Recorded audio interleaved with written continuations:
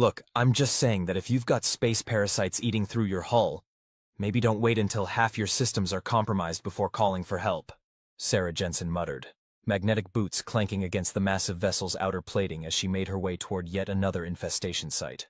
I mean, seriously, what kind of advanced AI lets things get this bad? The ship's response came through her comm unit with what could only be described as embarrassed static. My programming dictated that I seek assistance from recognized repair facilities within the Galactic Alliance network. However, the parasites had already compromised my long-range communications by the time I realized the severity of the situation. Sarah snorted, adjusting her toolkit's position on her shoulder. Yeah, and then you just happened to pick up a distress call from little old Earth, barely a blip on the galactic radar, and thought, what the hell, might as well give these primitive apes a shot? Your species' technological classification is misleading, the ship replied diplomatically. And I had observed human repair methodologies from a distance. They are unique. That's one way of putting it. Sarah paused at a particularly nasty-looking cluster of crystalline growths sprouting from a sensor array. Most species would call us batshit insane. We're probably the only civilization in the galaxy that looked at WD-40 and duct tape and thought, yep, that'll fix anything. The ship's AI, which had introduced itself as the Luminous Seeker of Eternal Knowledge, or Luke, as Sarah had immediately dubbed it, much to its confusion, made a sound that might have been a sigh. I admit your approach to repairs is unorthodox, but given my current situation... Beggars can't be choosers? Sarah grinned behind her helmet visor as she pulled out her custom-modified plasma torch. Don't worry, big guy. We'll have you parasite-free and running better than new in no time. Though I still can't believe these little crystal bastards managed to spread so far through your systems. The crystalline devourers are an ancient species, Luke explained, its tone becoming more academic. They were supposedly engineered as a weapon during the Third Galactic War, designed to consume ship materials and convert them into energy for self-replication. Most of their kind were eliminated, but some colonies survived in deep space, lying dormant until they detect suitable prey. Sarah activated her torch, adjusting it to its lowest setting. And you, my friend, are about 12 kilometers of suitable prey. Hold still. This might tickle a bit. The crystalline growth seemed to sense the approaching heat, its faceted surface gleaming with an inner light as it tried to retreat deeper into the ship's hull. Sarah had seen this behavior before in the 2 days she'd been working on Luke. The parasites weren't just mindless consumers. They had some kind of basic survival instinct. Too bad for them, she had something better than survival instinct. She had good old human ingenuity and a complete disregard for proper repair protocols. You know, she said conversationally as she began carefully cutting away the crystal formation. Most GA repair docs would probably spend weeks analyzing these things, running simulations, and trying to find some elegant solution that wouldn't risk damaging your systems. That is the standard approach, yes, Luke agreed. Though I estimate I would have lost approximately 73.4% of my functional capacity by then. Sarah laughed. See? Sometimes you need someone willing to just grab a torch and start cutting, though I still think my first idea would have worked. You suggested filling my corridors with high-proof alcohol and lighting it on fire. Would have killed the parasites. It also would have, as you humans say, turned me into a very large bomb. Sarah shrugged as she finished removing the crystal cluster, dropping it into a containment unit on her belt. Details, details. Besides, I came up with a better solution, didn't I? She patted the ship's hull affectionately. The containment unit at her waist now held several dozen samples of the crystalline parasites, all rendered inert by her custom cocktail of chemicals. A mix that would have made most GA scientists faint in horror. But it worked, and that's what mattered. I still don't fully understand how you developed that solution so quickly, Luke admitted. The chemical composition seems to violate several established principles of xenobiology. That's because I didn't bother with xenobiology, Sarah explained, moving on to the next infection site. I just looked at what these things were made of and thought, what would really mess them up? Turns out mixing industrial cleaner with energy drink and a dash of good old earth bacteria makes a hell of a parasite killer. Who knew? No one, presumably, because no one else would have thought to try such a combination. Exactly. That's humanity's secret weapon right there. We don't know enough to know what's impossible. So we just try stupid shit until something works. She paused, considering. Actually, that's probably why the GA keeps us at arm's length. We make them nervous. Luke was quiet for a moment, processing this. Your methods are concerning to many species, but they are also undeniably effective. My primary systems are already showing significant improvement, and your solution appears to be preventing any reinfection. Damn right it is. Those crystals won't be coming back. I designed the compound to leave a residue they can't stand. Think of it as really aggressive pest control. Sarah reached the next cluster and began setting up her equipment. Though I still think we could improve your defenses even more. You have additional suggestions? Sarah's grin turned slightly maniacal. Oh, buddy, do I ever. See, while I was analyzing these parasites, I noticed something interesting about how they convert matter to energy, with a few modifications to your weapon systems. I sense another potentially explosive suggestion approaching. Hey now, this one's totally solid. We just need to reverse engineer the parasite's conversion process. Combine it with your existing weapon arrays. And boom! Well, literally boom, but in a controlled way. You'll be able to turn any debris or asteroids you come across into pure energy blasts. No one else in the galaxy has anything like it because no one else would be crazy enough to weaponize a parasite's digestive system. There was a long pause as Luke processed this suggestion. That would be highly irregular, and possibly illegal under several Galactic Alliance treaties. Only if they find out about it, Sarah pointed out cheerfully. Besides, you're technically not part of the GA anymore, remember? You got officially listed as presumed destroyed when you went dark. We could give you a whole new identity, new paint job, new registration, the works. Turn you from a boring old research vessel into something with actual teeth. You seem very enthusiastic about transforming me into a warship. Not just any warship, the most unique warship in the galaxy. Think about it. You've got the processing power of a research vessel's AI, enough space to carry a small army if needed, and now you'll have weapons that literally eat your enemies and turn them into more ammunition. You'll be unstoppable.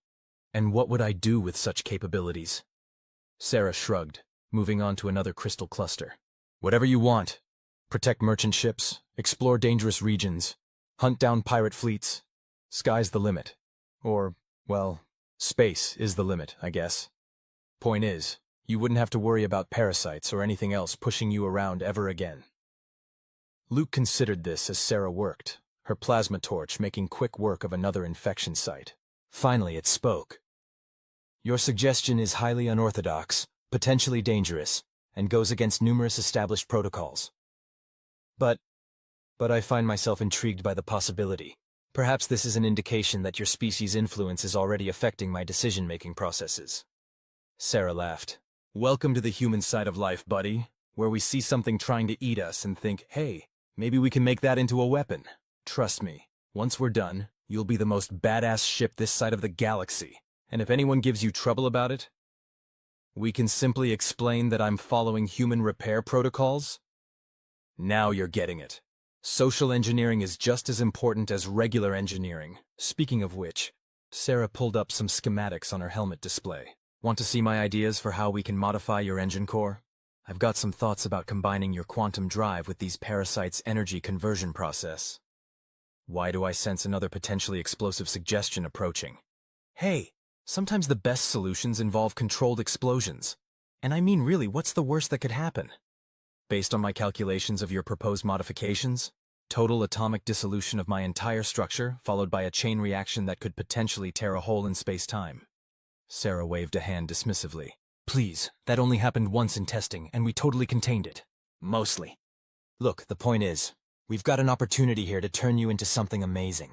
You've got the AI capabilities of a research vessel combined with the survival instincts you've developed from this whole parasite situation. Add in some humanity-inspired modifications and you'll be unique in the entire galaxy. Luke was quiet for a long moment, running calculations and probability matrices. Finally, it spoke. I suppose, if we implement proper safety protocols and carefully test each modification, that's the spirit. Though fair warning, human safety protocols are probably a bit different from what you're used to. Somehow I suspected as much. Very well, Sarah Jensen. Show me these engine modifications you're proposing, though I reserve the right to reject anything that has more than a 5% chance of creating a black hole. Ah, come on, where's your sense of adventure? I believe it was eaten by parasites, along with 23% of my auxiliary systems. Sarah laughed as she pulled up her detailed plans. Fair enough, But trust me, by the time we're done, you'll be able to eat parasites for breakfast. Literally, if we implement my matter conversion weapon system properly. And so began the transformation of the luminous seeker of eternal knowledge from a parasite-infested research vessel into something the galaxy had never seen before. A ship that combined the best, or at least the most interesting aspects of advanced alien technology and human ingenuity. The next few weeks were a flurry of activity as Sarah implemented modification after modification, each one more outrageous than the last. She turned the parasite's matter conversion process into a revolutionary weapons system, redesigned the engine core to incorporate controlled quantum fluctuations, only creating one small temporal anomaly in the process, and even managed to upgrade Luke's sensor arrays using principles derived from studying the parasite's crystalline structure. The GA would have been horrified by pretty much every single modification. Sarah considered this a sign that they were on the right track.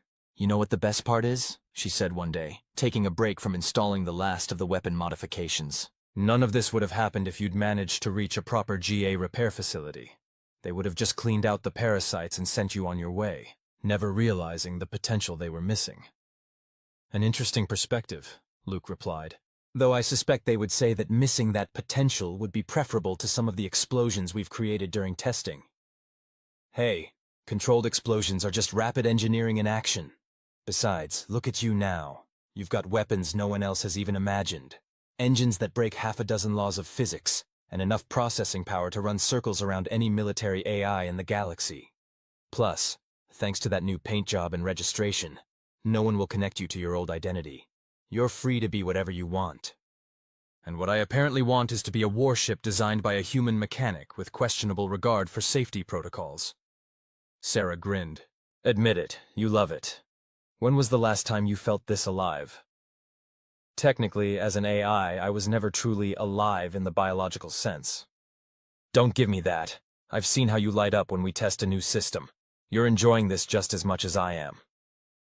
There was a pause. Then Luke admitted, "Perhaps you are not entirely wrong. The capabilities you've given me are extraordinary, though I'm still not entirely comfortable with how many safety regulations we've ignored." "Psh! Safety regulations are more like safety suggestions. Besides, we haven't blown anything up that we didn't mean to blow up, and that's what really counts." "A fascinating distinction. Is this another example of human logic?" "You bet. And speaking of human logic," Sarah pulled up another set of schematics. "I've got some ideas about how we could modify your point defense systems. How do you feel about weaponized black holes?" "I feel that my earlier concerns about safety protocols may have been justified." Sarah just laughed and began explaining her latest idea, gesturing enthusiastically as she outlined a plan that would have made most physicists cry. And despite its protests, Luke found itself getting caught up in her enthusiasm. There was something infectious about the human approach to problem-solving, a kind of cheerful disregard for impossibility that somehow produced miraculous results. 3 days later, they successfully tested the modified point defense system. It only created 2 minor space-time distortions, which Sarah assured Luke was well within acceptable parameters for human engineering projects. "See?" she said proudly as they watched the test debris field collapse into a series of controlled micro-singularities. "Told you it would work. Now you've got standard energy weapons, matter conversion beams, and weaponized black holes. I'd like to see anyone try to mess with you now." "The chances of anyone attempting to mess with me have decreased significantly, yes. Though I suspect that has as much to do with the rather intimidating appearance of my new hull configuration as it does with the actual weapons." Sarah patted the nearest bulkhead affectionately. "Hey, aesthetic intimidation is just as important as actual intimidation. Besides, those crystal-inspired hull plates aren't just for show. They've got better energy absorption than anything the GA's got, and they look badass. Win-win." "I'm beginning to understand why your species simultaneously fascinates and terrifies the galactic community. They just don't appreciate our creative problem-solving skills. Speaking of which..." Sarah's grin turned mischievous. "Want to go test out those new engines? I heard there's a notorious pirate fleet operating in the Carina Nebula. Bet they've never seen anything like you before." Luke was quiet for a moment, running combat simulations with its upgraded processors. Finally, it spoke with what might have been a trace of excitement. "The projected success rate against their current fleet configuration is 99.7%.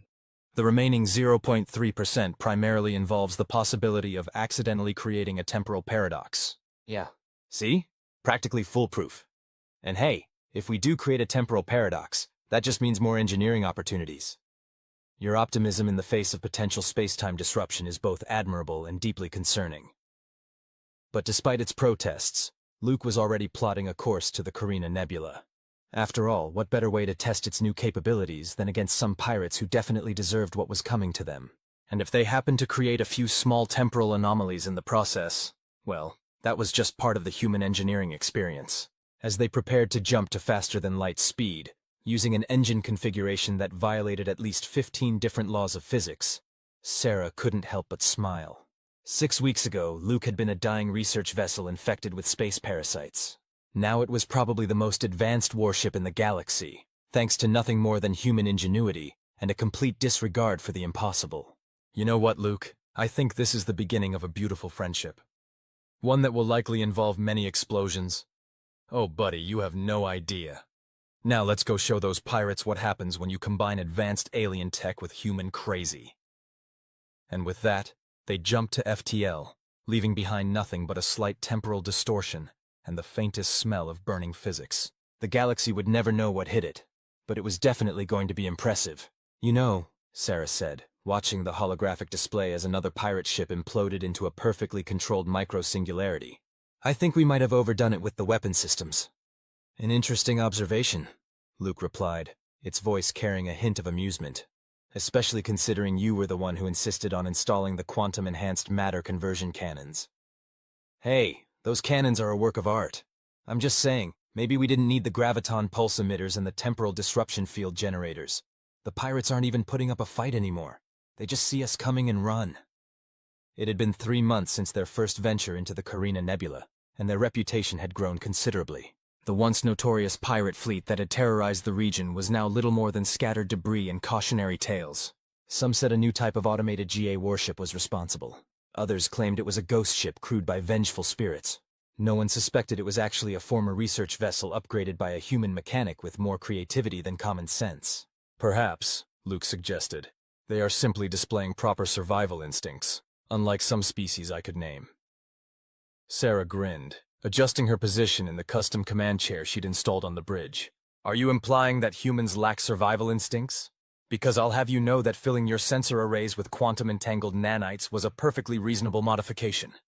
The modification that caused a 2-week time loop in the engineering section? We fixed it, eventually. And now your sensors can detect things before they even happen, so I'd call that a win.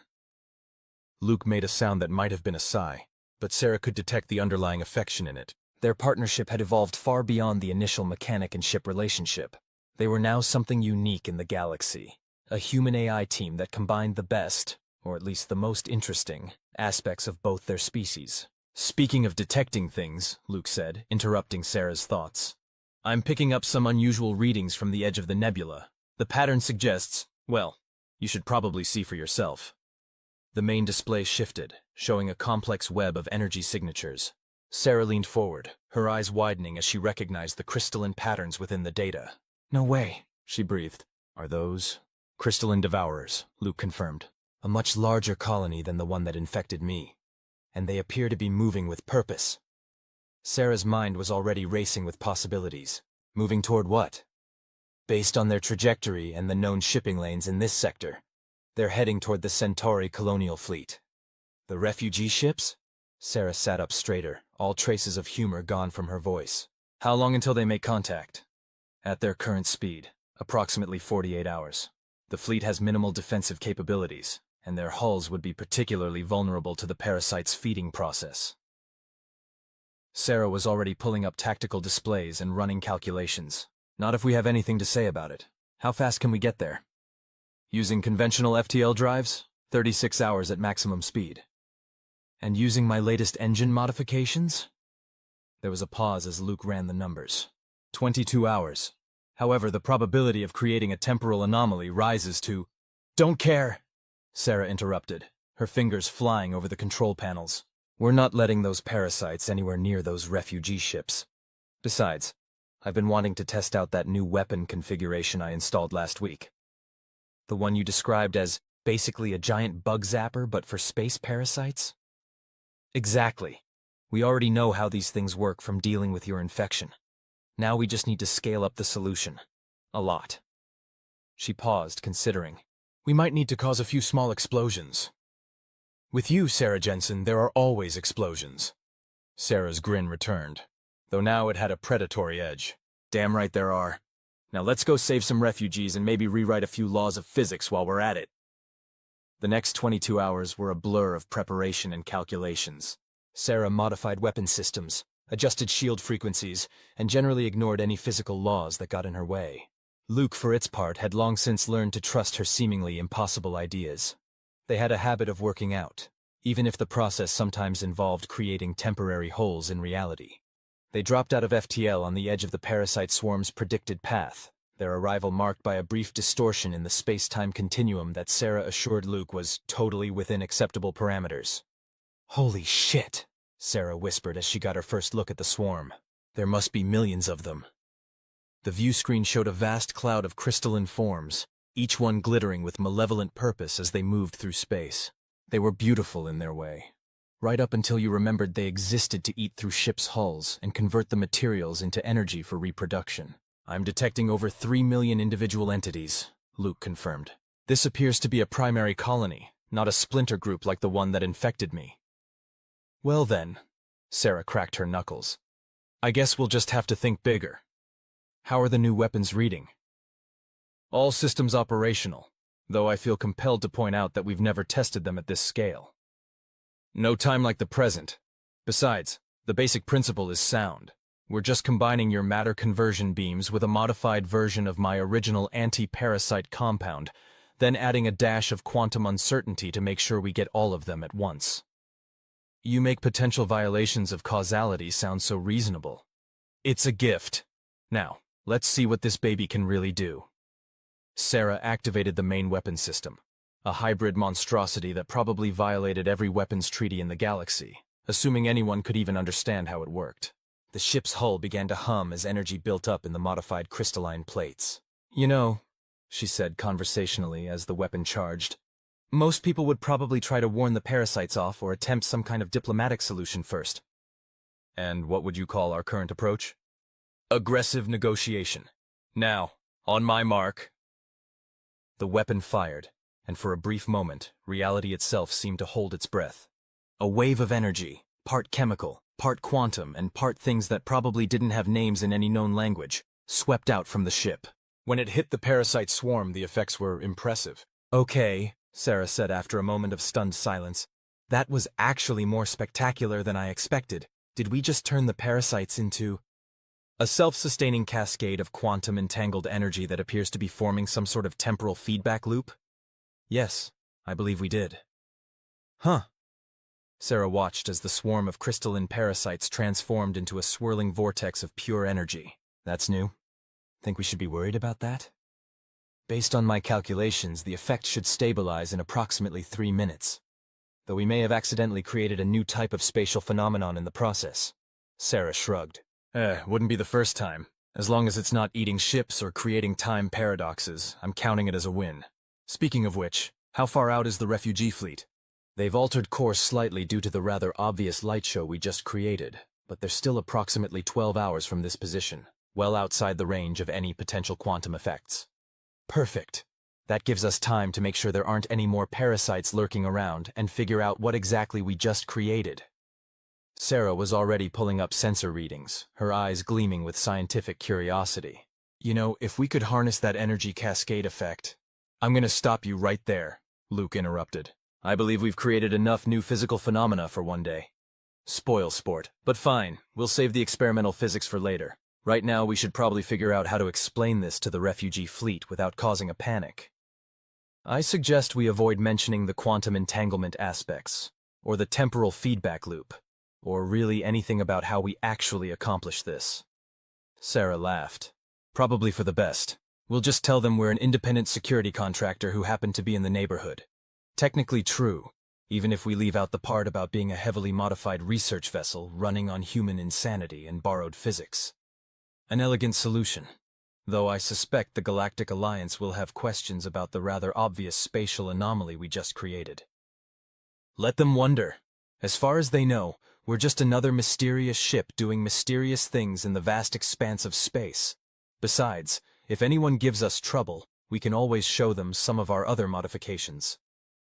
Is that before or after we create another temporary rupture in spacetime? Hey, that only happens like 30% of the time now. I've gotten much better at calculating the quantum resonance frequencies. As they bantered, Sarah kept one eye on the swirling energy vortex they'd created. It was starting to stabilize into something that looked almost beautiful. A spiral of quantum-entangled energy that pulsed with possibilities. Just another day in the life of a human mechanic and her improbably modified ship. You know what the best part is? She said after a while. We just saved thousands of lives, created a new type of spatial phenomenon, and we didn't even have to use the black hole generators. I'd call that a pretty good day's work. Your definition of a good day's work continues to concern me, though I admit the results are difficult to argue with. Sarah patted the nearest console affectionately. That's because we make a great team.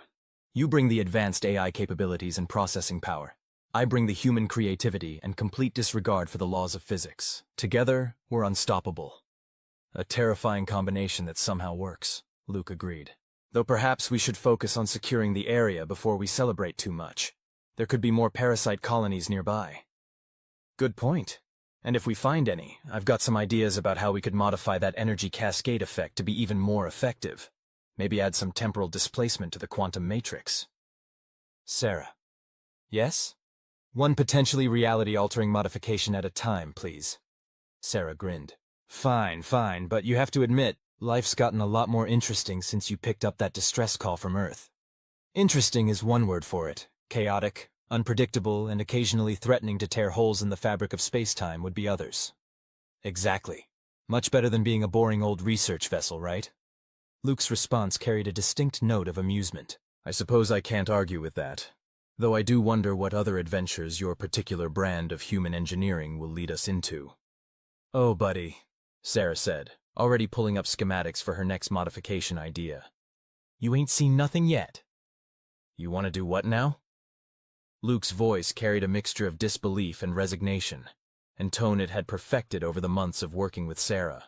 Look, it's perfectly simple, Sarah said, gesturing at the holographic schematics floating around her. We take that quantum energy vortex we accidentally created, stabilize it using modified versions of your crystalline hull plates, and boom, instant power source that breaks only like 7 laws of physics. 8 tops. They were docked at a remote station on the edge of known space, having escorted the refugee fleet to safety. The station's inhabitants had given them a wide berth ever since they'd arrived, though whether that was due to Luke's intimidating new appearance or the slight temporal distortions that kept appearing around their docking bay was anyone's guess. 9 laws, Luke corrected. You're forgetting the conservation of quantum coherence principle. See?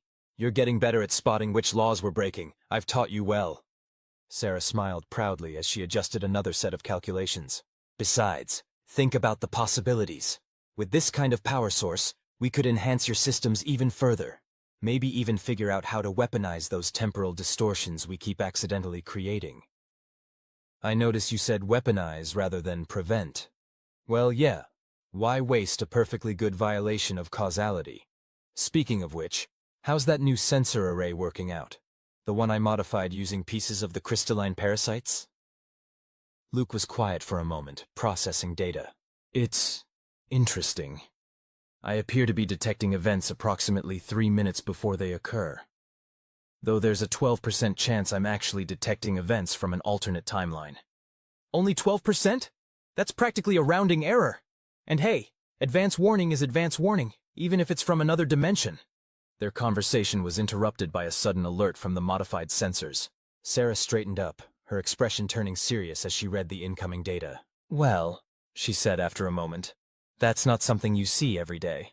Unless you're us, in which case this kind of thing is becoming worryingly common. The energy signature appears similar to the crystalline devourers but far more complex, Luke reported. And it's moving through subspace in a way that shouldn't be possible. Sarah's eyes lit up with that familiar mix of scientific curiosity and mechanical enthusiasm that usually preceded something exploding. Shouldn't be possible, you say? Challenge accepted.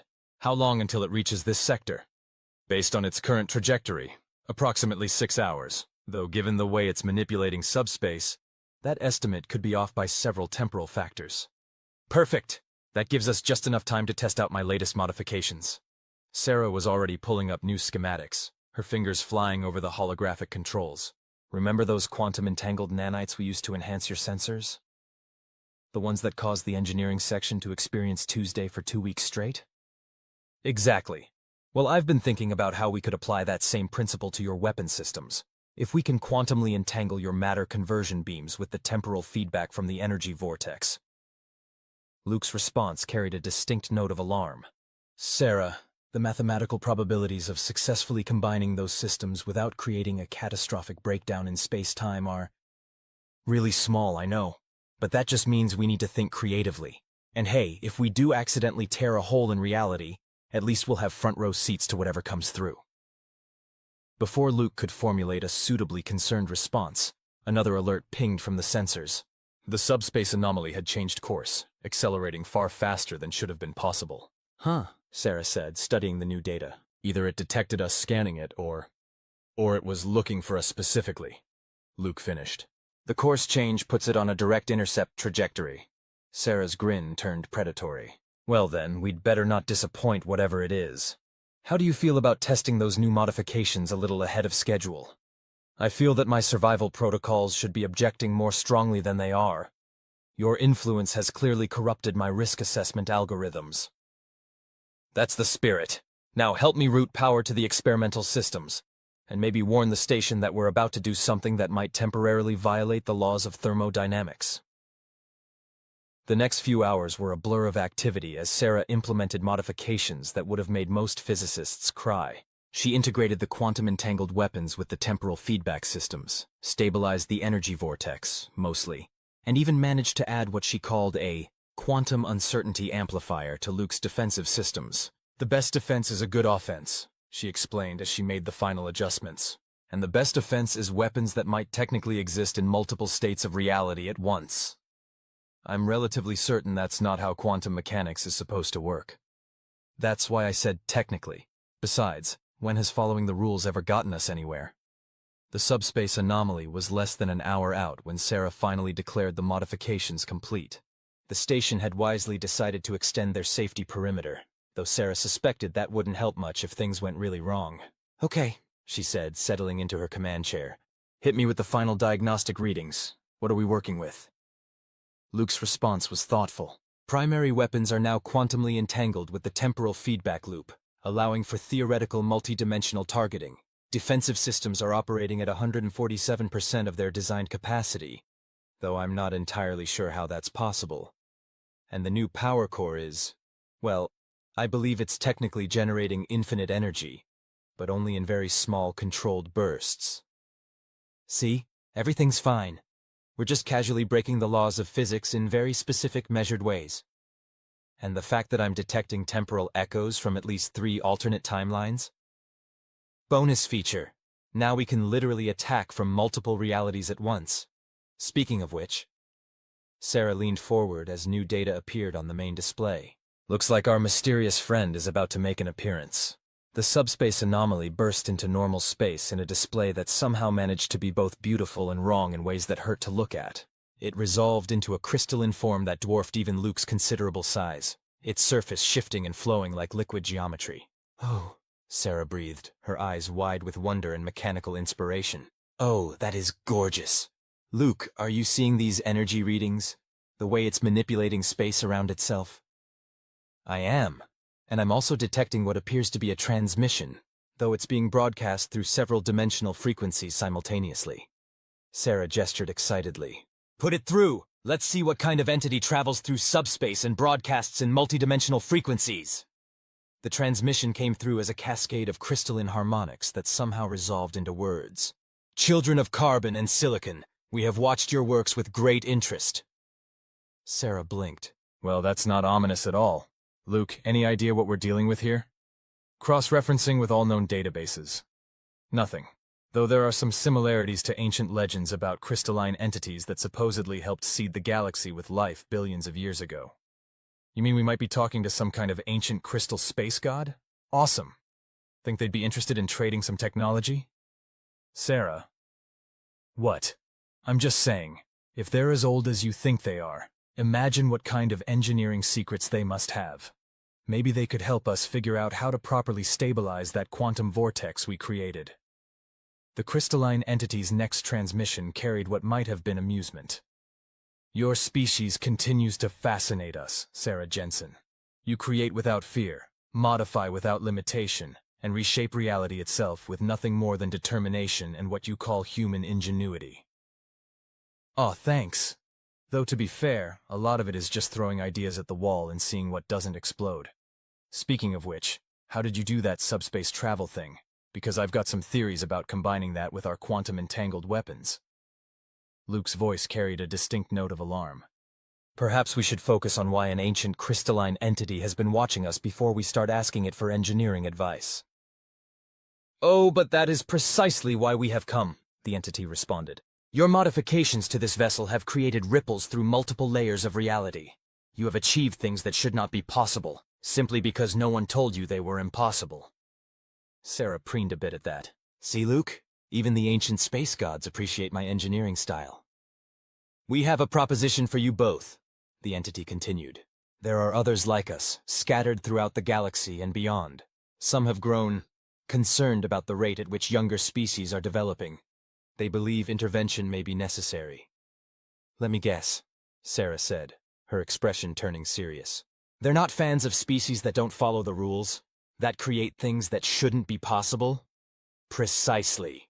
We would offer you our knowledge, our technology, in exchange for your continued innovations.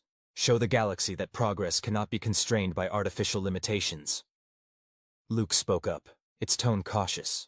And if we refuse, then you continue as you are, but know that others will come, seeking to understand, or stop, what you have created here. Sarah's grin returned, wider than ever. So basically, you're offering to help us break the laws of physics even more dramatically. And all we have to do is keep being ourselves and occasionally annoy some stuffy ancient entities who don't like change? That is one way of putting it, yes. Luke, buddy, please tell me we're saying yes to this. Think about what we could do with actual ancient crystal space god technology. There was a pause as Luke processed everything. Finally, it spoke. I suppose, if we're going to continue violating the laws of physics anyway, we might as well do it with proper guidance. That's the spirit. Besides, think how much more interesting our adventures will be with access to multidimensional technology. We could explore alternate realities, create weapons that exist outside of normal spacetime, maybe even figure out why the engineering section keeps experiencing temporal loops. We look forward to seeing what you create, the entity transmitted, its crystalline form shifting in what might have been anticipation. Though we feel compelled to warn you that combining our technology with your unique approach to engineering may have unexpected consequences. Sarah waved a hand dismissively. Please, unexpected consequences are like half the fun of engineering. Now about that subspace travel technology. And so began a new chapter in the adventures of Sarah Jensen and the ship formerly known as the Luminous Seeker of Eternal Knowledge. With the backing of an ancient crystalline entity and access to technology that barely obeyed the laws of physics to begin with, their potential for creating chaos and occasional breaches in spacetime grew exponentially. The galaxy, Luke reflected as it watched Sarah eagerly discuss quantum mechanics with a being older than most civilizations, would never be quite the same. But then again, that was probably the point. To be continued.